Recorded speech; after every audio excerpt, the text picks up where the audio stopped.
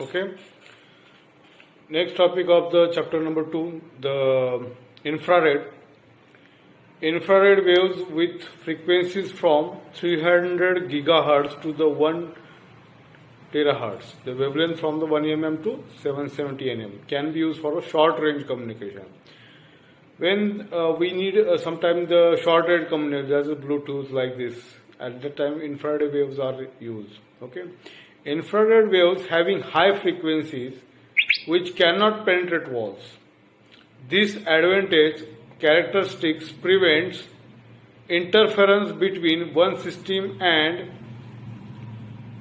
another system. That is, the short range communication system in one room cannot be affected by another system in the next room. जेव्हा एका रूममध्ये तुमचं communication करायचं असेल दोन device मधलं, तर तेव्हा त्यावेळेस आपण इन्फ्रारेड वेव्स वापरतो, हे कन्सेप्ट वापरतो की ज्याचा दुसऱ्याच्या कुणावर इफेक्ट पडणार नाही असा. When we use our infrared remote control, we do not interface with the use of remote by our neighbors. For example, remote control. TV चालू करायचा असेल, remote control वापरतो आपण. This is one of the best application of the infrared rays. Okay. So, we cannot use infrared waves outside a building because the sun's ray contain infrared waves that can interfere with the communication. This is one of the most important concept. Infrared waves we cannot use outside the room in the sun rays because sun rays are already having infrared rays. Okay, remote control is one of the best example of infrared communication. Okay, so next is what? Satellite communication. Here in the exam we show the figure of the satellite communication. There is a transmitting Earth station is there, receiving Earth station is there. Again, satellite is in a sky, uplink is mentioned, downlink is mentioned, parabolic dish antenna is used for each station. Please refer the diagram. In a satellite communication, an Earth station transmits information signal to the satellite using a highly directional dish antenna. That is a parabolic dish antenna. Already we are told in last lecture what is a parabolic dish antenna. The satellite receives this signal, processes it and transmitted it back at a reducing frequency. The receiving Earth station will receive this signal using the parabolic dish antenna pointed towards the satellite. आता यात काय होतं satellite communication मध्ये, एक station इथे आहे, एक station इथे आहे, दोन स्टेशन आहेत. ह्या टॉवर स्टेशन म्हणजे टॉवर, आपल्या नॉर्मल लँग्वेज मध्ये टॉवर म्हणतो. टॉवर इथे एक टॉवर आहे, इथे एक टॉवर आहे. या टॉवर एक डिश असतो, या टॉवर एक डिश असतो. हा टॉवर सिग्नल्स ट्रान्समिट करतो कुठे? एअरमध्ये. वरच्या साईडला कुठेतरी सॅटेलाइट असतो. तो सॅटेलाइट काय करतो?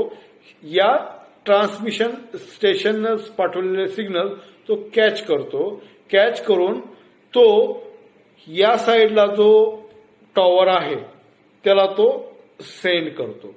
मग या टॉवरचा डिश अँटिना किंवा डिश टीव्ही किंवा डिश आपण म्हणतो हे म्हणतो डिश अँटिना तो ट्रान्समिट करतो सॅटेलाइटला. सॅटेलाइट कॅच करतो. कॅच केल्यानंतर तो सॅटेलाइट ट्रान्समिट करतो रिसिव्हर अँटिनाला आणि या प्रकारे तुमचे सिग्नलचं देवाणघेवाण होत असते. क्लिअर? जे सिग्नल्स पाठवले जातात सॅटेलाइटला त्याला अपलिंक सिग्नल म्हणतात आणि सॅटेलाइट कडून जे सिग्नल रिसिव्हिंग अँटेना त्याला डाउनलिंक म्हणतात. Okay, clear? The signals which is being transmitted upward to the satellite is called as a uplink and it is normally at a frequency of 6 gigahertz. Okay, the signal which is transmitted back to the receiving Earth station is called as the downlink and it is normally at a frequency of 4 gigahertz. This satellite communication has to receive, process and transmit the signal. All these functions are performed by a unit called as a satellite transponder.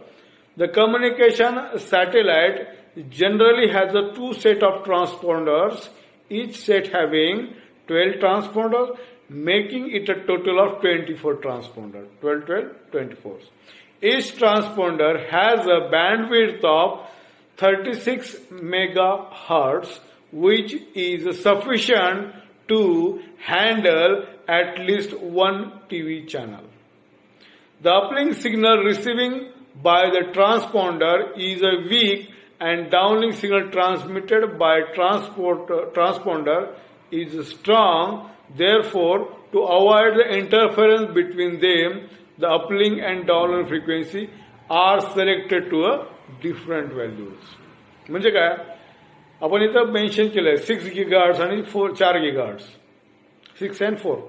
6 कशासाठी अपलिंकसाठी, 4 कशासाठी डाऊनलिंकसाठी. त्या दोन वेगवेगळ्या frequency असल्यामुळे त्या जरी कुठे mix up झाल्या तरी त्या मिक्सअप होऊ शकत नाही, कारण त्यांच्या दोघांची फ्रिक्वेन्सी वेगळी आहे.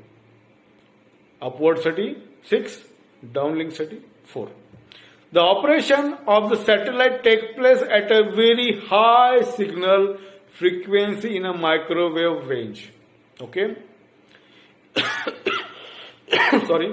It is extremely important to mention the position of satellite with respect to Earth.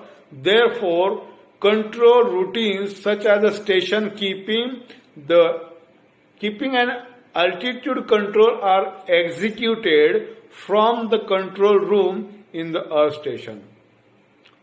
Multiple access methods such as FDMA, TDMA, CDMA, frequency division multiplexation, FDMA, TDMA means what? Time division multiplexers, and CD means these are used to allow the access of a satellite to the maximum number of stations.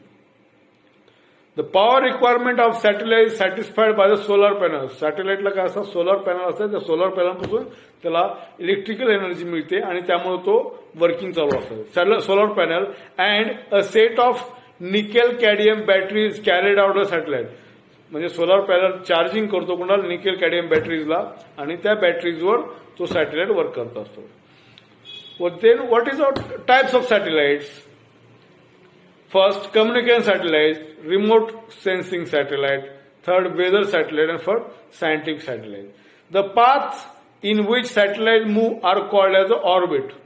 The orbits are of different types such as the synchronous orbit, polar orbits, and inclined orbit. 3 different orbits we can use for a satellite communication.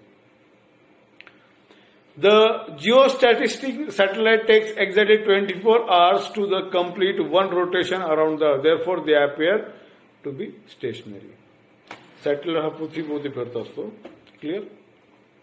This is the total explanation of satellite communication. Hence, in this way, we study the 4 different waves. That is the microwave, infrared waves. Again, radio waves and satellite waves. Okay, this is a part of unguided media. Thank you.